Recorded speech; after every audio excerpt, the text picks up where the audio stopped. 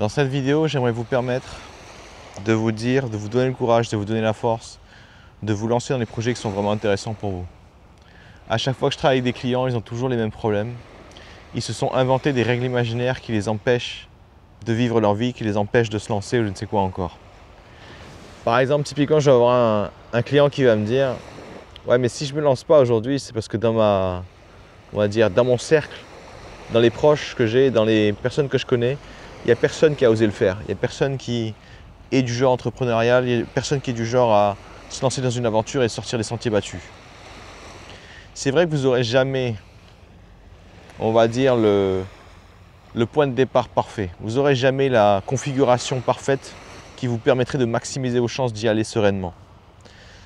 Et c'est justement ça le truc, c'est que parce que ces éléments-là ne sont pas sous votre contrôle à 100%, c'est ce que j'appelle en fait juste de la chance. Tous les éléments sur lesquels vous ne pouvez pas intervenir, que vous n'avez pas décidé vous-même, sont de la chance. Et si vous n'avez pas de chance, vous devez quand même trouver le moyen de réussir. Le problème d'avoir des gens qui n'arrêtent pas de se dire « j'ai pas le bon cercle, j'ai pas eu la bonne enfance, j'ai pas eu le bon accompagnement, j'ai pas eu le bon développement, j'ai pas eu les bonnes opportunités ». Quand vous racontez ça une fois ou deux fois par an, ça va, c'est pas trop problématique. Mais systématiquement, les gens, ce qui se passe, c'est qu'ils vont se raconter ça en boucle. Pour chaque opportunité qu'ils vont avoir, pour chaque événement qui va se passer dans la vie, ils vont se dire « Ah ouais, mais ça vient de mon enfance, ça. Ah ouais, mais ça vient de mes parents qui étaient vraiment nuls à chier ou je ne sais quoi encore. Ça vient de mon environnement qui n'est pas du tout propice pour me permettre justement de me lancer dans ce genre d'aventure. » Et quand vous allez voir constater ça des milliers de fois, vous allez commencer à croire à ces conneries. Vous allez commencer en fait à vous créer des règles imaginaires qui vous pousseront à croire que si vous n'avez pas eu le point de départ parfait selon votre esprit, alors vous ne pouvez pas vous lancer. Dans cette vidéo, vous allez comprendre en fait que votre devoir, c'est de réussir quand même, même si vous n'avez pas eu les meilleures mains, on va dire les meilleures cartes pour jouer au poker, même si personne ne croit en vous, je ne sais quoi encore, vous devez quand même trouver le moyen de réussir. Pourquoi ? Parce que si vous étiez OK avec le fait d'avoir la vie que vous aviez aujourd'hui, si vous étiez pleinement satisfait, vous ne serez pas en train de vous demander comment est-ce que je peux avoir plus, comment est-ce que je peux avoir ce que je veux, comment est-ce que je peux vivre selon mes propres règles, je ne sais quoi encore. Dans cette vidéo, justement, j'aimerais vous prendre l'exemple de quelques règles imaginaires que les gens se créent et vous permettre en fait de les dépasser. Sans ça, vous courez le risque encore une fois de vous répéter ces mêmes conneries toute la journée. J'ai pas eu le bon départ, j'ai pas eu la bonne famille, j'ai pas eu le machin. Et ensuite, vous allez commencer à complètement vous verrouiller. Ce que vous allez vous créer, en fait, ça s'appelle une conviction limitante. C'est quoi une conviction limitante? C'est quelque chose auquel vous croyez énormément, que vous pensez être la vérité absolue et qui va en fait limiter grandement votre potentiel. Par exemple, si moi je m'étais dit, je viens d'un quartier de merde, je viens d'une famille pauvre, qui je suis moi pour avoir des ambitions? Si je me mets ça suffisamment dans le crâne, quelles sont les chances que je me mette à me mettre des objectifs ambitieux? Aucune chance. Avant même de poser l'objectif sur un bout de papier, je me dirais « Ah ouais, mais ça, c'est pas pour moi. » Et ce truc-là, en fait, ça massacre des vies, ça massacre des opportunités, mais vous n'imaginez même pas à quel point. Donc le but aussi de cette vidéo, ça va vous permettre aussi de reprendre le contrôle de votre vie. Et comment vous allez reprendre le contrôle de votre vie? Justement en vous disant que, au lieu de vous baser sur les éléments extérieurs, c'est parce que j'ai pas eu de chance, parce que j'ai pas eu les bonnes opportunités, je ne sais quoi encore. La seule chose que vous allez vous dire, c'est non, ça n'a rien à voir avec ça. La seule raison pour laquelle je ne me suis pas lancé, c'est parce que je ne me suis pas lancé. Parce que je n'ai pas décidé de le faire. Parce que je ne pensais pas pouvoir le faire ou je ne sais quoi encore. Et pour certains, ça va se dire « Ah ouais, mais là, du coup, tu vas blâmer la victime, tu vas blâmer la personne qui est en détresse ou je ne sais quoi encore, je ne vois pas comment ça peut m'aider. » On peut le voir comme ça, ou on peut le voir aussi comme une libération.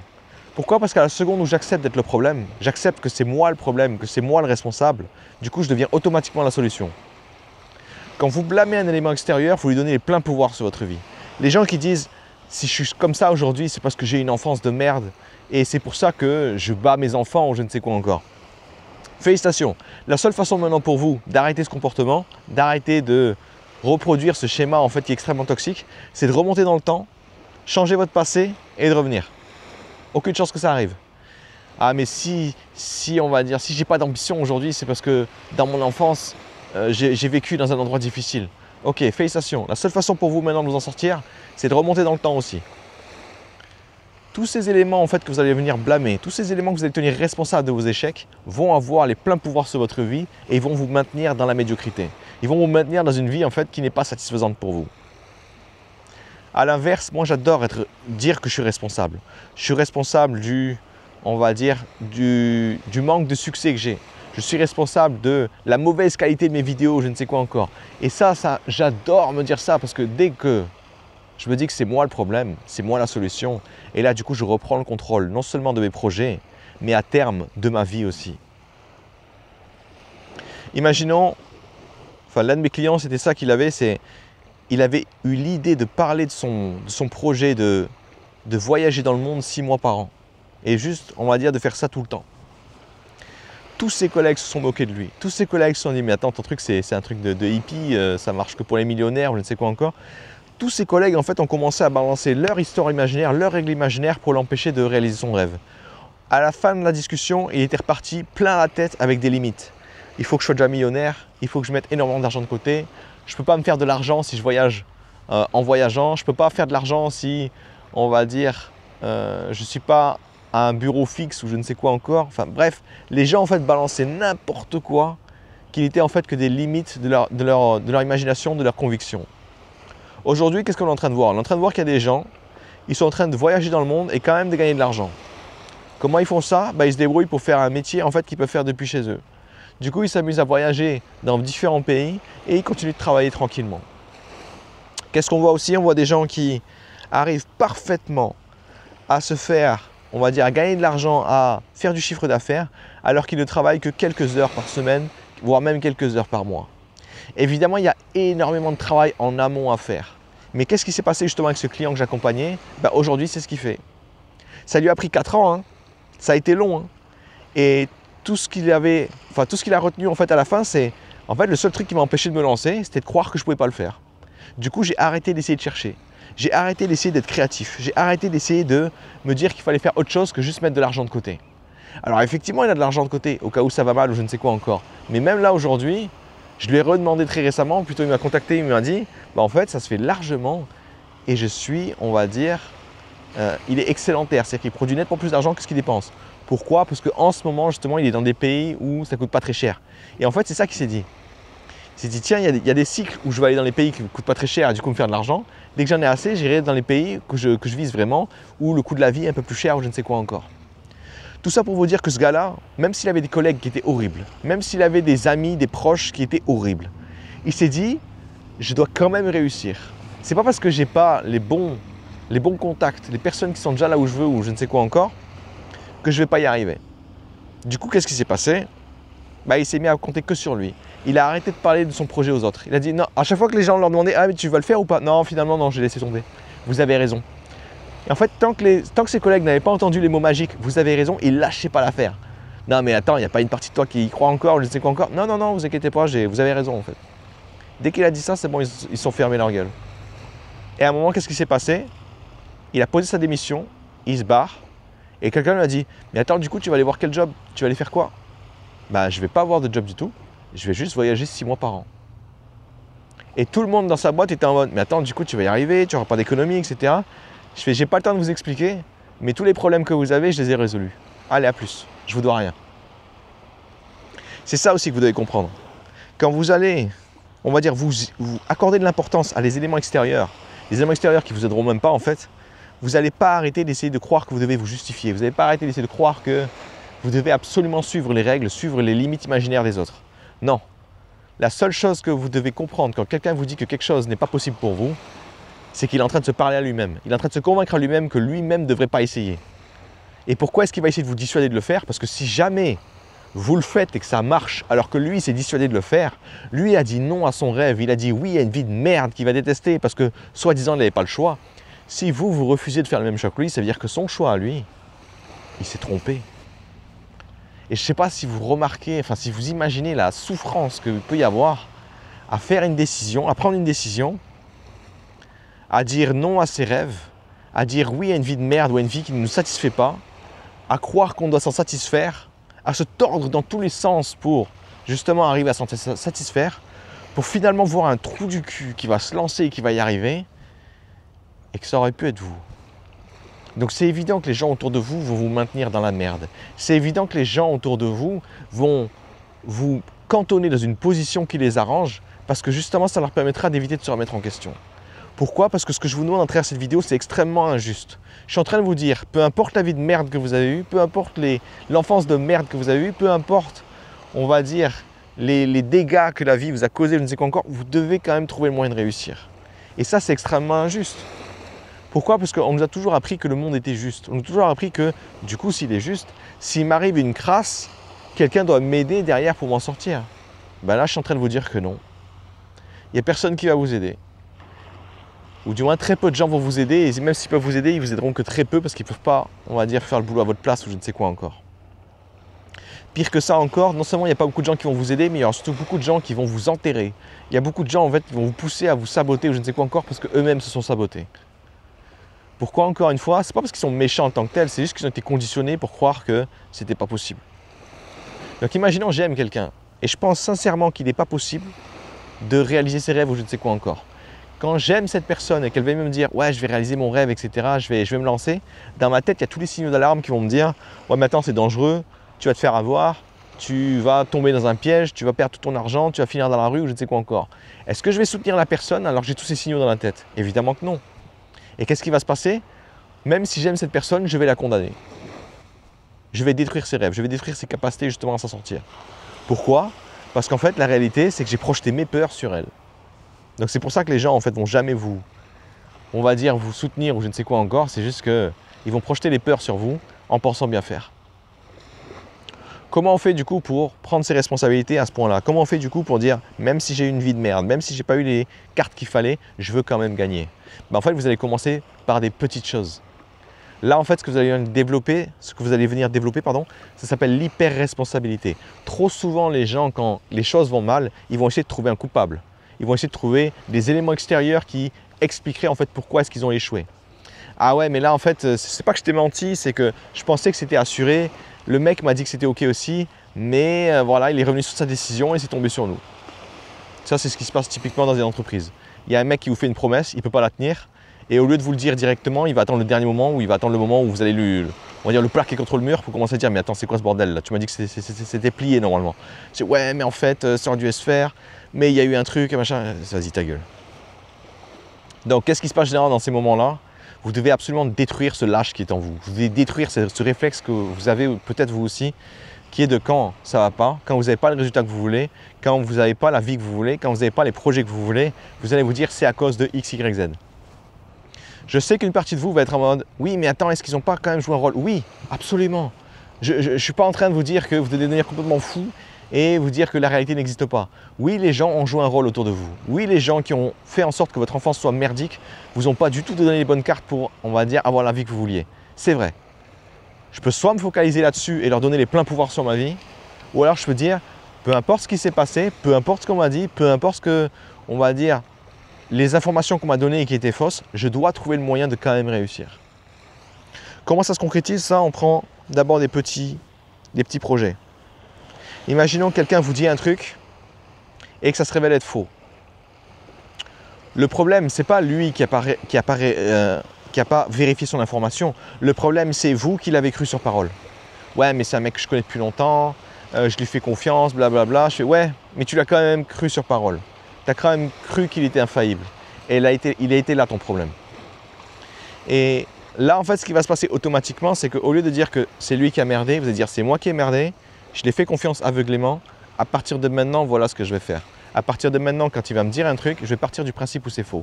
Je vais partir du principe où c'est seulement, on va dire, un pourcentage de chances que ça se produit et pas une assurance, pas une garantie. Qu'est-ce qui se passe automatiquement quand je fais ça? Je viens justement de m'améliorer ici. Je viens de m'empêcher de tomber bêtement dans un piège que j'aurais pu vérifier moi-même. Donc, qu'est-ce que ça veut dire si je ne dois pas le croire sur parole? Je vais commencer à mettre des sécurités en place. Je vais commencer à mettre des circuits de redondance pour justement assurer le résultat que je veux, surtout si c'est un résultat qui est important pour moi. Pareil, imaginons il y a, je sais pas, un mec qui doit me filer une information mais il oublie de le faire. Je sais, ce que vous allez me dire, c'est attends, là je vois vraiment pas comment ça peut être de ma faute. Ben justement, et c'est le truc qui arrive très souvent. En entreprise, ce qui m'arrivait très souvent, c'est que je travaillais sur un projet, j'avais besoin qu'un type me file des données, me file des informations. Et la première erreur que j'ai commise les premières fois, c'était de laisser le mec revenir vers moi quand il avait ce qu'il fallait. Le problème de faire ça, c'est que le mec, du coup, va me passer en priorité, on va dire minimale, et il va faire le truc au dernier moment. Il va même le faire tellement au dernier moment qu'il n'aura même pas eu le temps de me dire qu'est-ce qu'il a trouvé comme information et de me les communiquer. Autrement dit, qu'est-ce qui va se passer? Il y a un moment où mon manager vient de tomber dessus, il va me dire « mais pourquoi ça n'a pas avancé ça ?» Et tout ce que je vais pouvoir lui dire, c'est bah, « j'attends le retour de l'autre type là. » Et qu'est-ce qui se passe? Il va parler à l'autre type, et l'autre type va lui dire « ah ouais, mais c'était prêt depuis 3 semaines en fait, j'attendais que lui revienne à moi. » Vous voyez, parce que quand vous êtes un lâche, quand vous êtes une merde, vous allez avoir, on va dire, le réflexe de blâmer les autres quoi qu'il arrive. Ben là justement, je vous demande de faire l'inverse. Si vous ne voulez pas être comme ces gens-là, si vous ne voulez pas être comme ces gens qui vont être pris dans une vie qu'ils détestent et de s'en satisfaire, vous allez devoir faire l'inverse. Prendre vos responsabilités sur absolument tout et n'importe quoi. Je sais que je suis hyper dur sur mes mots. Pourquoi je suis hyper dur sur mes mots? Parce que je sais que ce que je vous demande est injuste. Du coup, je ne vais pas vous le faire avaler, on va dire, logiquement. Je ne vais pas vous le faire avaler gentiment. Ce que je dois faire, en fait, c'est vous montrer en permanence qu'est-ce que ça va vous coûter de ne pas le faire, de prendre vos responsabilités, d'être hyper responsable. Je dois vous montrer, en fait, que si vous ne faites pas ça, en effet, l'enfance que vous avez eue va déterminer le reste de votre vie. En effet, les gens qui sont autour de vous vont déterminer la qualité de votre vie. Et si c'est OK pour vous d'avoir une vie de merde juste parce que vous n'aviez pas eu les bonnes cartes au début, alors que vous pouvez littéralement vous dire « j'en ai rien à foutre de mon point de départ, je vais quand même réussir », grand bien vous fasse. Mais si vous êtes là aujourd'hui pour changer ça, trouver le moyen de gagner quand même, alors que normalement vous devriez perdre, échouer, étant donné les mains de départ que vous avez eues, si vous voulez gagner quand même, vous devez faire les choses que personne n'a envie de faire. Faire des choses injustes et des choses que vous ne devriez pas faire normalement. À chaque fois que j'essaie justement d'apporter l'hyper-responsabilité à un de mes clients, le réflexe est toujours le même. C'est mais pourquoi est-ce que ce serait à moi de faire son job à lui? Parce que si tu veux juste faire ton job et que lui fait juste le sien, tu vas avoir le même résultat que tout le monde. Tu vas avoir un résultat normal. Et c'est quoi la vie normale d'un mec normal avec des résultats normaux? C'est une vie qu'il déteste. C'est une vie qui se dit, putain, mais elle est pas ouf en fait ma vie quoi. Genre elle est vraiment pourrie en fait. J'aurais aimé avoir autre chose. Et vous allez crever avec ce regret en fait. Vous allez crever avec ce regret parce que vous allez vous dire juste avant de mourir, putain, j'aurais aimé avoir le courage de faire ce que je voulais au lieu de suivre bêtement les règles comme tout le monde. Donc pourquoi est-ce que j'essaie d'être dur aussi dans cette vidéo et de vous donner de l'énergie? Pour vous faire comprendre que ce que je vous demande c'est horrible, j'en ai parfaitement conscience. Et je suis passé par là aussi. Et par contre, s'il fallait le refaire, je le ferais sans hésiter. Pourquoi? Parce que ma vie est 10 fois meilleure. Non seulement parce que j'ai compris à travers cet exercice que je suis en train de vous faire que finalement c'est moi qui décide de tout, que même si vous me mettez dans les pires conditions au monde, je trouverai quand même le moyen de m'en sortir. Et deuxièmement, j'ai enfin compris que les autres, même si on a l'impression qu'ils déterminent notre valeur, ce qu'on pense de la qualité de nos projets, la qualité de notre vie, qu'on a l'impression qu'on a besoin de leur validation, de leur permission pour faire des choses, mais en fait j'ai remarqué que tout ça c'était des règles imaginaires aussi. Du coup je me suis libéré complètement du pouvoir des autres, de l'influence des autres, juste parce que j'ai compris que j'avais des règles imaginaires plein la tête. Et notamment l'une de ces règles imaginaires que j'avais, c'est que chaque personne doit faire sa part. Moi j'ai ma responsabilité, je vais faire ce que j'ai à faire de mon côté, et l'autre a ses responsabilités, il va faire ce qu'il a à faire de son côté. Jusque là pour moi ça me va, jusqu'au moment où vous nous mettez tous les deux en contact. Si j'ai besoin de l'autre pour faire mon taf, à ce moment-là, que je le veuille ou non, le mec en face peut merder et du coup sa merde va me tomber dessus. Dès que vous commencez à changer les règles comme ça, je dis ok, ça c'est fini. À partir du moment où tu rentres dans mon cercle, tu suis mes règles, que tu le veuilles ou non. Pourquoi? Parce que je pourrais dire à la personne que oui, elle est autonome, etc. Sauf que si elle n'est pas fiable, c'est de ma faute si je lui parle ou si je travaille avec elle comme si c'était quelqu'un de fiable. C'est de ma faute si je lui fais confiance alors qu'on me prévient ou qu'on me dit ou que je vois des signes qui me disent ce mec-là, il n'est pas fiable du tout. Du coup, qu'est-ce qui va se passer? Soit je lui dis et il va régler son problème, ce qu'il ne fera jamais parce qu'il va du coup dévier, on va dire, la responsabilité à quelque chose. Ou alors, je prends des précautions moi-même. Est-ce que j'aurais l'air sympa? Pas pour cette personne. Pourquoi? Parce que cette personne aimerait sûrement que je la laisse dans sa médiocrité. Il n'y a aucun souci. Mais moi, en tout cas, j'aurai ce que je veux. Et peu importe justement ce que la vie me dira, ce que les gens me diront, ce que, on va dire, mon environnement me dira de faire ou je ne sais quoi encore, à un moment, j'ai un objectif et je vais l'atteindre. Et pour l'atteindre, je dois arrêter de blâmer les autres. Je dois arrêter de leur accorder de l'importance. Et comment est-ce que je fais pour... Enfin, si blâmer les éléments extérieurs leur donne les pleins pouvoirs sur moi, qu'est-ce que je peux faire en fait pour leur enlever absolument le pouvoir qu'ils ont bah, je leur dis qu'ils sont même plus sur mon radar, quoi. Je vais m'occuper de tout ça moi-même. Je vais me blâmer moi-même. Ce que j'aimerais du coup que vous fassiez, c'est d'abord avec des petits projets, des trucs sans importance, ou du moins avec une importance moindre que ce que je viens de vous donner.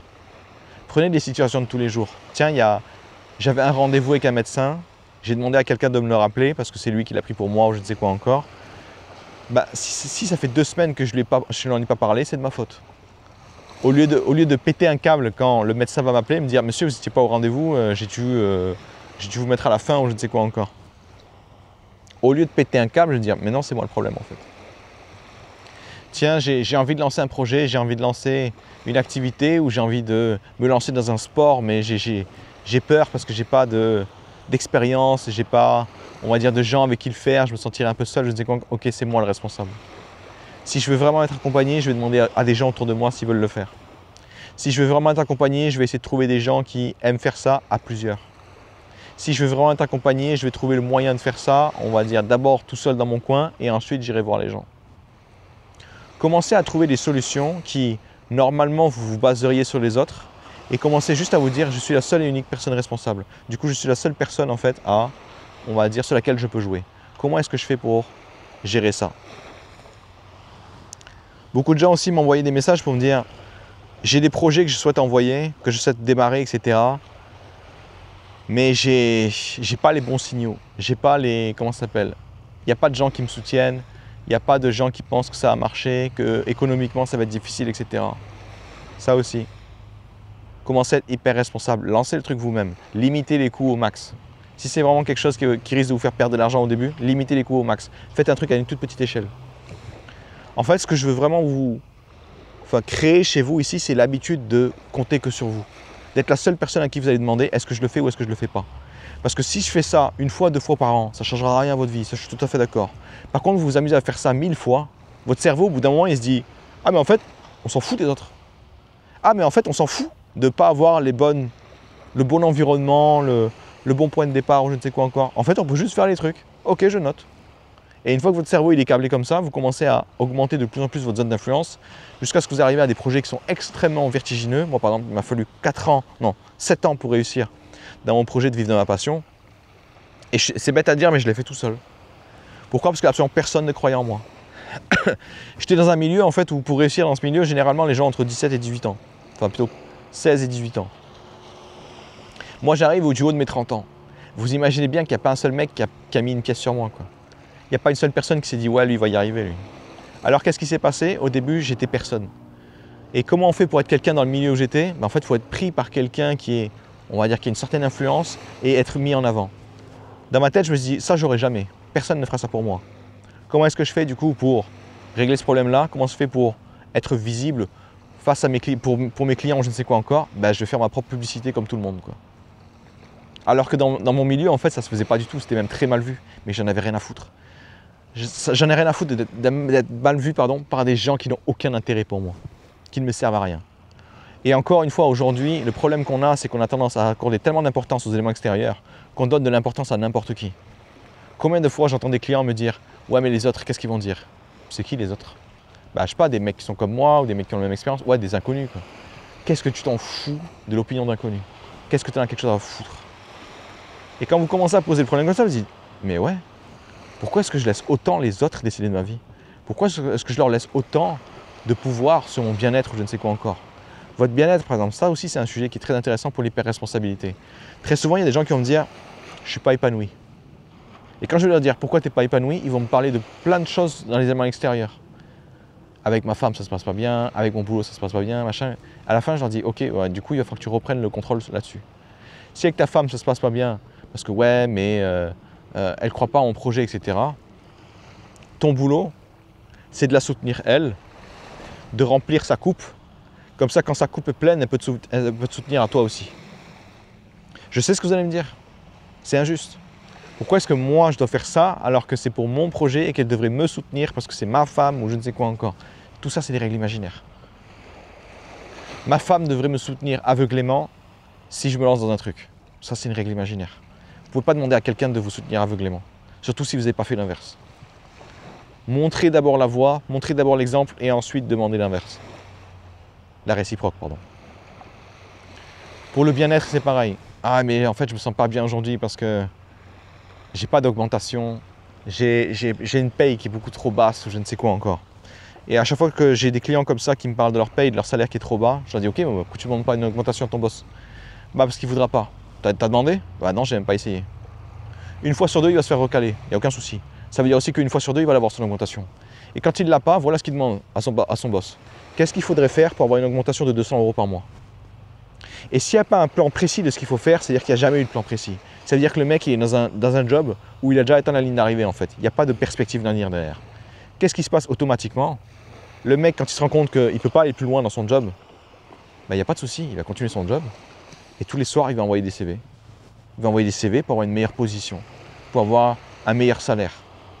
Et à quel moment est-ce qu'il va reprendre le contrôle de sa vie en se disant « je ne vais pas attendre la permission en fait. Je ne vais pas attendre que mon boss me dise « ouais c'est bon, j'ai créé un truc pour toi, tu vas bientôt être augmenté dans 2 ans ou je ne sais quoi encore ». Non, lui il a voulu maintenant son augmentation. Et s'il a voulu maintenant, il fallait qu'il développe des compétences. Il fallait qu'il se forme dans certains métiers. Il fallait qu'il aille dans une autre boîte ou je ne sais quoi encore. Et il a fait tout ça.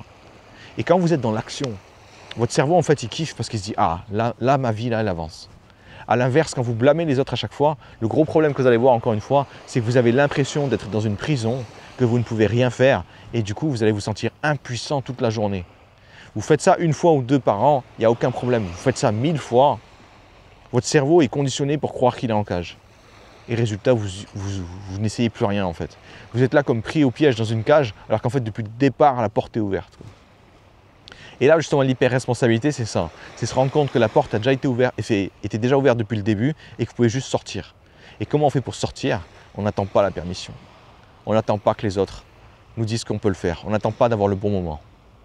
Donc prenez n'importe lequel de vos projets et à chaque fois, ou n'importe lequel de vos activités, et à chaque fois que vous vous dites « si j'ai pas eu ce que je voulais, c'est à cause d'éléments extérieurs », reprenez-vous à ce moment-là et dites-vous plutôt « qu'est-ce que j'aurais pu faire pour prendre en compte que cette partie-là aurait pu foirer et du coup, j'aurais pu me préparer le coup. » Et vous allez vous rendre compte qu'effectivement, au départ, c'est beaucoup de travail, mais c'est beaucoup de travail qui en vaut la peine parce que ça vous permettra de réaliser vos rêves. Ça vous permettra de lancer les projets qui comptent réellement pour vous. Et surtout, il y a un bien-être incroyable à se dire tous les jours, à chaque instant, que si vous voulez quelque chose, vous pouvez l'avoir. Il y a un sentiment de puissance derrière que vous imaginez même pas. Et ce truc-là, en fait, ça vous donne une confiance en vous incroyable. Et surtout, ça vous fait comprendre que même si les choses ne se passent pas comme vous le souhaitez, vous n'en avez strictement rien à foutre parce que vous trouverez quand même le moyen de réussir. Allez, cette vidéo, en fait, a été très importante pour moi de vous la donner parce que trop souvent, je vois des gens qui sont bloqués dès la ligne de départ. Ils vont commencer à faire quelque chose et d'un coup, ils se rappellent que « ah oui, mais élément extérieur X ou Y m'empêche de le faire ». Mais c'est faux. Personne ne vous empêche de faire quoi que ce soit. Oui, mais est-ce qu'il n'y a pas des gens qui risquent d'être, on va dire, énervés parce que je vais faire des trucs alors qu'eux, ils ne veulent pas que je fasse? Oui, c'est justement le but. Que vous vous dissociez en fait de l'influence des autres. Que vous arrêtez de croire qu'ils ont les pleins pouvoirs sur votre vie. Il y a plein de gens qui vont être énervés. Notamment tous les gens qui ont décidé de se résigner plutôt que de faire comme vous. Et quand ils vont voir que vous avez de la réussite, quand ils vont voir que c'était possible, ils vont se sentir extrêmement mal d'avoir gâché leur vie, d'avoir pris la mauvaise décision. Ou alors, ils vont se dire la même chose. Ben, si lui a réussi alors qu'il est nettement plus débile que moi je décide de le faire aussi. Moi, je décide de m'affranchir des règles aussi. Tant que vous ne faites pas à la personne, foncez. Je ne suis pas en train de dire que vous pouvez faire n'importe quoi, mais quelqu'un qui est énervé parce que je suis en train de vivre ma vie, que je suis en train de kiffer ma vie, je suis désolé, mais il va falloir qu'elle s'y fasse. Allez, bon courage à vous et amusez-vous bien.